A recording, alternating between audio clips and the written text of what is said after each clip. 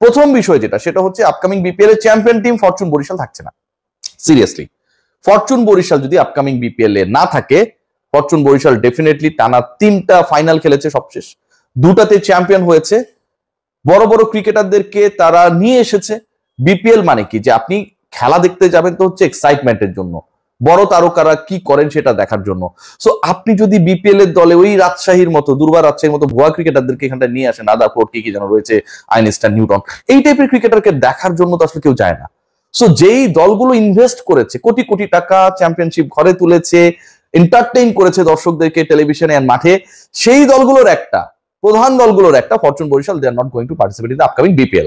So এটা একটা বড় চ্যালেঞ্জ যে আপনি একটা বড় দল হারাচ্ছেন। ধরেন এখানটায় যদি রাজশাহীর নাম আসতো, এখানটায় যদি বরিশাল বাদ দিলে অন্য কোনো দলের নাম আসতো, বিভিন্ন দল তো সিলেটের নাম আসতো, উই ডোন্ট মাইন্ড, বাট যদি নামটা হয় বরিশাল, ডেফিনেটলি এটা একটা বড় ইম্প্যাক্ট রাখে।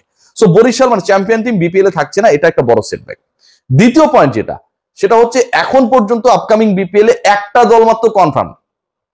বিপিএল করতে হলে আমরা 7 দলেরও বিপিএল দেখেছি, 7 দলের বিপিএল এর সময় নেই, আপনি তো 6টা দল নিয়ে আয়োজন করবেন। গভর্নিং কাউন্সিলের ইনসাইট নিউজ যেটা, সেটা হচ্ছে তারা 6 দল নিয়েও বিপিএল করবেন না, মানে আপকামিং বিপিএল আপনি 6টা দলও দেখবেন না।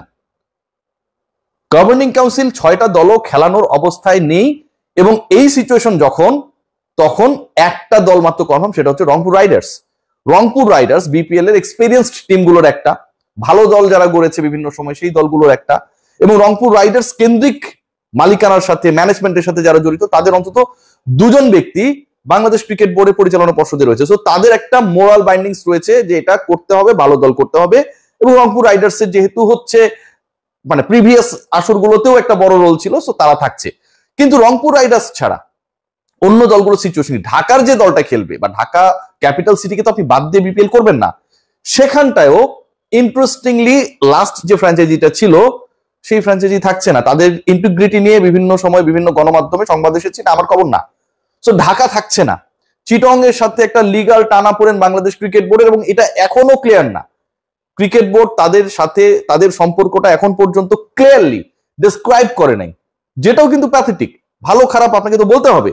সো চিটং এ কিংস, যারা চিটং কিংস এর দায়িত্বে অনেক বছর পর তারা বিপিএল এ কামব্যাক করেছিল, সামির কাদের চৌধুরীদের দল, সেই তারা থাকছে নাকি নতুন কেউ থাকছে?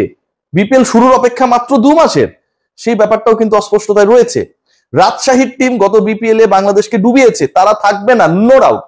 ওর থেকে প্রিমিয়ার লিগের একটা দলকে বিপিএল খেলে দিলে তার থেকে ভালো ম্যানেজমেন্ট হবে, প্লেয়ার্স পেমেন্ট থেকে শুরু করে hotel issues and kickbacks carrying into the trucks, সবকিছু ঠিকঠাক থাকবে। কিন্তু রাজশাহী থাকছে না, সিলেটও নাকি থাকছে না। সো সিচুয়েশন যখন এরকম যে সিলেট নেই, রাজশাহী নেই, ঢাকা থাকবে না বা রাখা হবে না ঢাকাকে যারা মালিকানা ছিলেন, ইন্টিগ্রিটি প্রশ্ন তৈরি হয়েছে। বরিশাল থাকছে না, যারা চ্যাম্পিয়ন টিম। চট্টগ্রামের সাথে বিসিবির সম্পর্ক কি, এটা বাংলাদেশ ক্রিকেট বোর্ড ক্লিয়ার করেনি এখন পর্যন্ত প্রপারলি। এই সিচুয়েশনে আপনি বিপিএল 2 মাসের মধ্যে আয়োজন করবেন কি করে, যখন আপনার হাতে মাত্র একটা দল?